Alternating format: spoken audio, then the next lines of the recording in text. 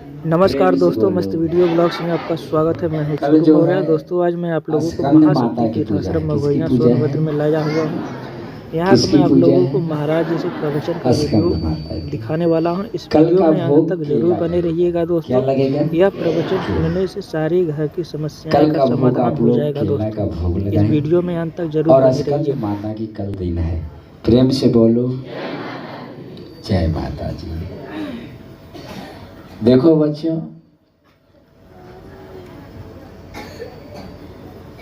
ये प्रभु शरण में तुम लोग आए हो, परमात्मा से संगत जोड़ रहे हो।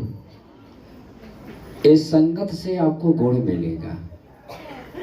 ईश्वर से जब संगत करोगे तो तुमको गुण मिलेगा। और वही जो औरत है बुराई बतियावे नाना बते, वो बुराई बतियाती हैं तो उसके पास से हट जाओ, उनकी बात मत सुनो। बतियाती है तो वह सुनना मत, चले लौट जाना। अगर वो सुनोगे तो एक दिन तुम्हारे घर में ही नकारात्मक बुद्धियां जो तुम्हारे जीवन को बर्बाद कर डालेगा। इसलिए बुराई किसी की सुनना नहीं चाहिए और न किसी से कहना चाहिए। ध्यान रखो, इस मंदिर में बहुत से बुराइयां हैं, बहुत से माता लोग आई हैं, अपने घर की बुराइयां एक दूसरे से कह रही हैं। आप लोग सुन रहे हो, ये बुराई पैदा हो रही है, खत्म नहीं हो रही है। क्या हो रही है? माने उसका उपज बढ़ रहा है। तो जब उपज बढ़ रहा है तो एक दिन सारे संसार में अपयश फैल जाएगा। हाँ, इसलिए किसी की बुराई जो बतिया रहा अपने घर का, किसी देवरानी जेठानी का, तो सुनना मत। कदा सुनाना है तो माँ भक्ति के मंदिर में जाके भगवती से सुनवा। हमसे का सुनावत हो? हम न होकर कुछ कर ही ना सकीला, न होकर बना भी सकीला, न बिगाड़ सकीला। बनाने वाली वही है, बिगाड़ने वाली वही है। उनके मंदिर में जाके उनके सामने अपने घर की पूरी बुराई सुना दो कलड़ी को। हाँ, बाकी अपन घर बनावे के, अपन परिवार बनावे के, अपने भाई संबंधों से नेता पर जोड़ने के लिए बुराई सबसे बड़ा खतरनाक है। अगर किसी की बुराई आप सुन ही लिए तो अच्छा तो लगेगा सुनने में, बाकी ये अच्छा किस दिन होगा? जिस दिन आपके घर में होगा तो वही बुराई आपके घर में पैदा हो जाएगी, जो आप तबाह हो जाएंगे, परेशान हो जाएंगे। प्रेम से बोलो। अगर सुनाना है तो मातेश्वरी के मंदिर में जाके भगवती से सुनाए। निर्णय वही करेंगी, फैसला वही देगी। आप लोग यहाँ बहुत से दूर दिलास के आदमी आए हैं, अपने घर के हर मुसीबत की बुराई लेके आए हैं, हर एक दूसरे से कहना चाहते हैं, तो उसे साफ जवाब कह दो कि मुझे मत कहो, माँ की भगवती की चौखट पर जा से माँ से कह दो, तुम्हारा निदान हो जाएगा। प्रेम से बोलो, प्रेम से बोलो जय माता जी। देखो बच्चों, ये नवरात्र है और यूट्यूब पर यहाँ के रास्ता जो है, अगर कोई रास्ता आपसे मांगे या पूछे तो महुरिया धाम के रास्ता यूट्यूब पर आएगा है। और आप लोग कहना कि कहीं भटकना नहीं है, यूट्यूब पर महुरिया धाम निकाल लीजिएगा और आपका नक्शा जो है बता देगा कि किस रास्ते से जाना है, किस रास्ते से मोड़ है, कहाँ धाम है, सब आपको किस रोड से उतरना है, वो यूट्यूब पर आपको निकल चुका है। प्रेम से बोलो। आपको पता बताने की जरूरत नहीं है, केवल वो मोबाइल खोले उनकी पता मिल जाएगा। प्रेम से बोलो, प्रेम से बोलो। अरे क्या आपके बोले खैले में भी कपार। दूसरी बात, धर्म के पथ पर चलने वाले मनुष्य कभी कमजोर नहीं होते, वो कभी किसी से कमजोर नहीं है। धर्म के साथ से चलने से आप दुर्बल नहीं रहेंगे, कमजोर नहीं रहेंगे। दूसरी बात कि आपके शरीर के अंदर ऊर्जा रहेगी और नकारात्मक बुद्धियां उसके अंदर आत्मा में वास नहीं करेगी। इसलिए धर्म के रास्ते पर चलना सीखो। ये धन का भी सुख देगा, परिवार में खुशहाली आएगी और नकारात्मक बुद्धियां शरीर के अंदर वासना नहीं करेगी। दूसरी बात कि परिवारों में सुमति बनी रहेगी, कुमति नहीं बनेगी। जब धर्म के पथ पर चलने वाले मनुष्य को उसके घर में सुमति रहती है। जो धर्म के पथ पर नहीं चलता है उसके घर में कुमति पैदा होती है। तो जो कुमति पैदा होती है उसका सब नाश हो जाता है। इसलिए तुम लोग धर्म के दरवाजे पर आए हो। धर्म सीखना सीखो, धर्म पर चलना सीखो। धर्म के क्या पहलू हैं, ये शिष्टाचार धर्म के स्थान पर सिखाया जाता है। बड़ों और छोटों को मर्यादा होना चाहिए। प्रेम से बोलो, ये धर्म है। हमारे भारतीय संस्कृति का ये देन है। औरतों को मंदिर में बैठने से सिर पर पर्दा रहना चाहिए। सिर पर पर्दा रहना चाहिए। सिर पर पर्दा रख के मंदिर में बैठना चाहिए। प्रेम से बोलो, ये धर्म है। माने सिखाया जाता है, न कि अब बाल खोल करके बाकी मंदिर में पर्दा हटा करके। ये आपको शोभा देगा, बाकी भगवती को शोभा। ये भारतीय संस्कृति का धर्म है। भारतीय संस्कृति का धर्म है। प्रेम से बोलो। इसलिए पर्दा, ये संस्कृति हमारे संस्कृति की मर्यादा है। औरतों को पर्दा बनाया गया है। पर्दा से विपुल हो जाएंगे तो आप सुपुर्खा हो जाएंगे। क्या हो जाएंगे? प्रेम से बोलो। नकारात्मक बुद्धियां शरीर के अंदर वासना करेगी, जिससे आप कमजोर हो सकते हैं। आपके शरीर के अंदर जो बहुत सी बीमारियां फैल सकती है। प्रेम से बोलो, प्रेम से बोलो। बीमारी आती कहाँ है? बीमारी का जड़ क्या है? बीमारी आ नहीं सकती अगर आपके शरीर के अंदर नकारात्मक बुद्धियां जो होगी आपको माने बीमारी लाती है। वो नकारात्मक बुद्धियां किडनियां को खत्म करेगी। शुगर के मरीज होंगे, हार्ट के मरीज होंगे, ब्लड प्रेशर के मरीज होंगे। अगर आप इस नकारात्मक बुद्धियों को छोड़कर धर्म के रास्ते पर आएंगे तो आपके शरीर के अंदर जल, बुखार, उबास, संस्कार, मूर्छित, मरगा, कैंसर, लकवा, साठका, गठियावात, भूत प्रेत, नाना रूप आपको कुछ नहीं छुएगा। यह निश्चय सुन। गुरुदेव धर्म के रास्ते पर चलते हैं। हमारे परिवार, हमारे बच्चों से पूछिएगा, हमको 40 वर्ष का समय गुजर गया, बुखार आया। हम सोचते हैं कैसे किसको बुखार आ जाता है। क्यों? कि मेरे अंदर नकारात्मक बुद्धियां जब रहेगी तो मेरे शरीर के अंदर रोग पैदा होगा। क्या पैदा होगा? जब हम इस चीज के रोग क्यों अपने शरीर के अंदर लाए? हमें बुखार से क्या जरूरत है? आता बुखार क्यों है? आप लोगों के अंदर नकारात्मक चीजें जो होती है वो शरीर के अंदर वासना करती है और उसकी परछाई घर में पड़ जाती है, जिससे बच्चे बीमार हो जाते हैं, आप भी बीमार हो जाती हैं और नाना संकट हो जाता है। आप लोगों को किडनियां खराब हो जाती है, हार्ट खराब हो जाता है, शुगर हो जाता है, पथरी हो जाती है, ब्लड प्रेशर, बेचैनी हो जाती है। माने रोग का कोई था नहीं। तो ये रोग कहता है कि भगवान देते हैं नहीं, ये तुम्हारा कर्म ही तुमको देता है। कर्म ही तुमको देता है। प्रेम से बोलो, प्रेम से बोलो। और आप लोग सवेरे सुबह उठे तो बिना नहाए किचन में पैर ना डाले, न मंदिर में। कैसे? बिना नहाए मंदिर में नहीं जाना चाहिए, पूजा नहीं करना चाहिए। वैसे किचन भी मंदिर है, किचन भी मंदिर है। बिना नहाए किचन में पैर नहीं धरना चाहिए। मनुष्य गरीब होता है, कर्ज में होता है और खाना जो बनेगा वो स्वादिष्ट नहीं होगा। किचन को साफ करना।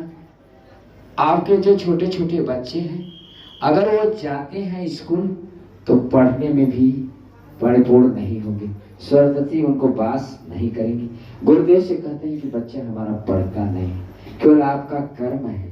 अगर उस कर्मों के द्वारा अपने बच्चे को पालिए तो देखिए आपका बच्चा परिपूर्ण होगा और ज्ञानी होगा, और ज्ञानी होगा। बिना नहाए किचन में नहीं जाना चाहिए, बिना नहाए किचन में जाना नहीं चाहिए। घर से लक्ष्मी चली जाएगी, आप गरीब हो जाएंगे, अर्थात कर्ज में फंस जाएंगे। इस किचन में लक्ष्मी वास करती है। और मंदिर जैसे निहात है, नहा कर मंदिर धोइए, उसी प्रकार नहा करके ही किचन को धोना चाहिए। अर्थ ऐसी समस्या आ जाए तो शाम को ही किचन धो लीजिए, शाम को बर्तन धो लीजिए। अगर सुबह न नहाना चाहते हो, अगर थोड़ा घाम होना, जाड़ा लगता है कि नहाए क्यों सुबह जाड़े के दिन में, तो शाम को ही अपना निपटा लीजिए, थोड़ा समय आने। बाकी नहा करके तो भोजन तो बनाना पड़ेगा, तो समय आने के बाद भोजन अपना पकाइए। प्रेम से बोलो, ये औरतों का धर्म है, औरतों का घर से घर होता है और घर से घर नहीं होता। आप अपने घर को बना भी सकते हैं, बिगाड़ भी सकते हैं। दूसरी बात कि गर्भगृह के अंदर चप्पल नहीं रहना चाहिए, जूता नहीं रहना। बाकी आजकल के कलयुग में देखे हैं कि किचन में लोग चप्पल जूता पहन के खाना बनावत हो ना, बनाता ना बेटा, देखा सोचे कि खानो खा लेते। किचन में चप्पल और जूता गर्भगृह के बाहर रहना चाहिए, गर्भगृह के बाहर। गर्भगृह के बाहर अगर रहेंगे तो ठीक है। अगर गर्भगृह में चप्पल जूता जाता है तो लक्ष्मी घर से चली जाएगी, लक्ष्मी घर से चली जाएगी और आप गरीब हो जाएंगे, कर्ज में फंसेंगे, अर्थात खाने का भी ठिकाना नहीं रहेगा, जिसे पहनने का वस्त्र भी नहीं रहेगा। प्रेम से बोलो, प्रेम से बोलो। दूसरी बात कि आप गर्भगृह में पैर धोते हैं, महिलाओं को गर्भगृह में पैर धोते हैं तो पैर बाथरूम में जाकर के धो लीजिए, कि जिसे बाथरूम के रास्ते वो पानी निकल बाहर जाना चाहिए। औरतों का पानी घर के पिंड के अंदर रहना नहीं चाहिए, वो बाथरूम के रास्ते निकल जाए पानी। आप समझ गए ना? उस पानी अगर धो लिए वो पानी नहीं निकला तो भी गरीब हो जाओगे, तब भी गरीब हो जाओगे और लक्ष्मी घर से चली जाएगी। इसलिए पानी बाथरूम में धोए, पैर धोने के बाद वो पानी बाथरूम के रास्ते निकल ही जाए। प्रेम से बोलो। जो नियम बताए जाते हैं वो आपको ध्यान रख ले। अगर महोरिया गांव में अगर आए चर्चा को ध्यान रखेंगे तो आप भगवती आपके घर में खुशहाल कर देगी, भगवती आपके घर में खुशहाल। दूसरी बात, शाम को खाना बनाने के बाद उस पूरे खाना को उसी तरह किचन में रहने दीजिए, उसी में ही भोग लगा दीजिए। कैसे भोग लगाएंगे? हाथ दोनों से जोड़ लीजिए, दोनों नेत्रों को बंद कर लीजिए। एक कहिए, राजा राम आइए, श्री राम आइए, साथ में सीता मैया आइए, हनुमान आइए, मेरे भोजन का भोग लगा लीजिए। बस इतना ही कहना है। क्या कहना है? राजा राम आइए, श्री राम आइए, लखन भैया आइए, माता सीता मैया आइए, हनुमान आइए, मेरे भोजन का भोग लगा लीजिए। आपका भोजन भोग लग गया, बाकी आप देखे नहीं। जिस प्रकार दूध में मक्खन नहीं दिखाई देता, इसलिए आप अज्ञान हो, दिखाई नहीं देगा, बाकी उस भंडारे का भोग लग गया। अगर आपके घर 2.5 किलो आटा टूटत हो तो आप 2 किलो आटा तोड़िए, आधा किलो आटा बच जाएगा एक टाइम, और ये आधा किलो एक टाइम, तो 1 किलो आटा बचेगा। तो 365 दिन में 3 कुंटल 65 किलो आपका गल्ला बच जाएगा, तो आपके घर का त्योहार हो जाएगा। जिस खाना का भोग लगता है उस खाना थोड़े से खाने में पेट भर जाएगा। जिस प्रकार सीता मैया ने रसोई बनाई थी और रसोई हनुमान जी खींचते गए। अब घबरा गई सीता मैया कि अब करें तो करें क्या, कैसे हनुमान जी कुल में खाई जाता हूँ और रसोई हमारा खाली हो जाता। तो माता सीता मैया ने थोड़ा सा रहे भोजन उसका भोग लगा देने, और हनुमान जी जब खैला तो कहना अब मैया हमारा पेट। तो भोग लगा हुआ भोजन भर पेट भले वो खा ले, बाकी आपका खाना भी बचेगा और आपका खाना भी बच जाएगा। तो आप लोग कितने लोग घर जाएंगे तो भोग लगाएंगे? तने हाथ उठाइएगा। आपको भोग लगाने की विधि बता देते हैं। श्री राम आइए, श्री राम आइए, लखन भैया आइए, साथ में सीता मैया आइए, हनुमान आइए, मेरे भोजन का भोग लगा लीजिए। आपके भोजन का भोग लग गया और वो खाना देंगे। तो कुछ लोग कहते हैं घर वाले कि आज बढ़िया बनोले हो, काल खराब बनल हो, कल का बढ़िया खाना रहा, आज तुम्हारा हाथ नजरिया आएगा। हाँ, वो भोग लग गया, खाना कितना बिगड़ल हो, बाकी वो हेलो खाना कितना बिगड़ा हुआ हो, बाकी वो खाना स्वादिष्ट हो जाएगा और थोड़ा सा खाने में आपका परिवार का पेट भर ही जाएगा और आपकी बड़ाई होगी। अगर आप इस तरह के करते हैं तो आपके छोटी छोटी बच्ची पल रही है और किसी घर की सुहागिन बनने वाली है, किसी घर की। तो वो बच्ची का कायदा और सहूर देखेंगे तो माता पिता का सिर ऊंचा हो जाएगा। उसके ससुराल वाले बड़ाई करेंगे कि ये बच्ची जब से हमारे घर में आई है तब से हमारा सब कुछ बनने लगा। तो माता पिता का सिर ऊंचा जाएगा। यह अपने बच्चों को भी अपने लाइफ दे सकते हैं और बच्चों की भी जिंदगी बन सकती है। आप अपना मत देखिए, आपके छोटे छोटे जो बच्चे पलते हैं घर में देखेंगे तो वही काम आगे चल के बड़े होगी तो करेंगे। जब वो किसी घर की सुहागिन बनेगी तो आप उनका जो है बड़ाई होगी, उनके सास ससुर का और वो अच्छी कमाएंगे, खाएंगे, खुशहाल रहेगी लड़की आपकी घर की। आपके माता पिता का रहना नहीं आएगा और लड़की को कोई खाने पीने का तकलीफ नहीं होगा। लड़की जिस घर में जाएगी अगर वो गरीब रहेगा तो भी वो धनवान हो जाएगा, तभी वो धनो। हमारे घर की बच्ची बहुत ही गरीब शादी किए हैं, बाकी जहाँ जहाँ पर गई है और जिसके जिसके घर की या सुहागिन बनी है उसकी गंगा बहती है, उसके घर में गंगा बहती है। प्रेम से बोलो, घर अपने से बनाना है बेटा, समझ गए। दूसरे खाना अपने स्वामी जी को परसने के लिए दाल चावल सब्जी जो कुछ बनाए हो और बनाते हो इतना बड़े से, अब परोसते क्या हो, एक एक 5 रोटी दे दो, इतना भात हो में सब्जी कुल एक कई में दे दो, अब कह दो कि खा। और देखते हैं पेट भरवा जाए, का लड़को भरवा जाए। खाने के लिए उनको पहले सब्जी रोटी देती थी, फिर उसके बाद चावल दाल देती। अब वही में सब्जी रोटी चावल दाल सलाद कुल एक ही साथे दे दी। बोला इन तो हमके शोभा देला, बाकी उनकर पेट ना भरेला। उनकर पेट भरे खातिर पहले उनके रोटी सब्जी देता, जो सलाद होके देता, ओकरे बाद फिर चावल और दाल, मतलब क्रमशः परोसत जा कि वो खात जाए और वो अन्न उनके लगत जाए। और ऐसा दे देला कि उनकर आत्मा जब भर गई तो वो अन्न से घिरा होकर उनके तो खाइले से मोटाइले ना दुबराते जाए। प्रेम से बोलो। इसे खाने की विधि के विधान बदाता ने बनाए हैं, ये शिव पुराण में लिखा गया है। प्रेम से बोलो। दूसरी बात, अपने स्वामी के जब खाना खिलाने के समय कुछ भी बात ना कहना चाहिए।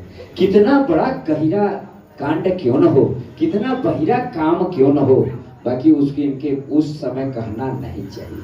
बाकी आप लोगों को ये परंपरा है, ये स्वाभाविक आपका स्वभाव गंदा हो चुका है कि जब ये लोग खाना खाए जाएंगे तो जितना चूरत रही तो हम उनके देखेंगे वही ठहरिए पर कह हो जाए।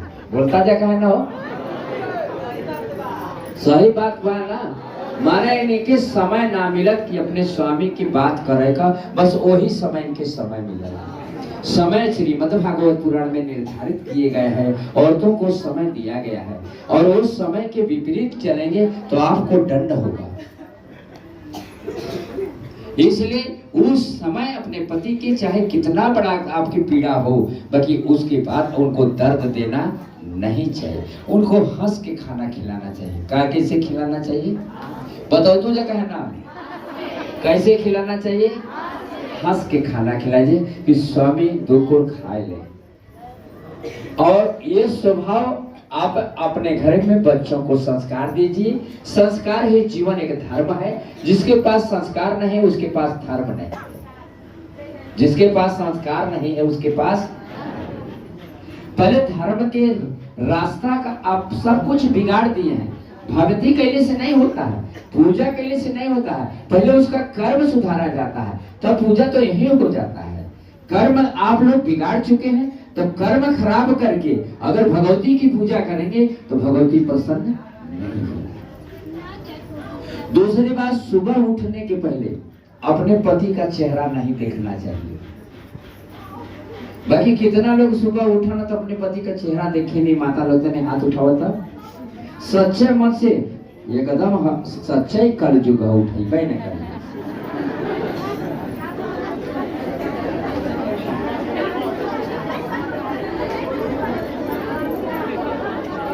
4 बजे पति तुहार 5 बजे उठत हो तो तोके 4 बजे उठ जा, 1 घंटा पहले उठ के अपना जो कर्म क्रिया हो के करला, स्नान करके तब पति की जगावा, स्नान करके सोरहो श्रृंगार करके तब स्वामी की जगावा कि हे स्वामी अब अपना स्नान बन। तो स्वामी जब चारपाई से ऊपर उठ के बैठिए तो देखिए कि तुहार सोरहो श्रृंगार चमकता तो बड़ा प्रसन्न हो जाइए, खुश हो जाए। अब धर्म के रास्ते बताए जाते हैं, गुरुदेव को बचाना हंसो मत, ये गुरुदेव जो रास्ता बताया भरिया वाले गुरु जी का। आप अपने घर में कर्म उतारिए, आप चिंता मत करिए कि हम गरीब रहेंगे, हम गरीबी से उठा देंगे।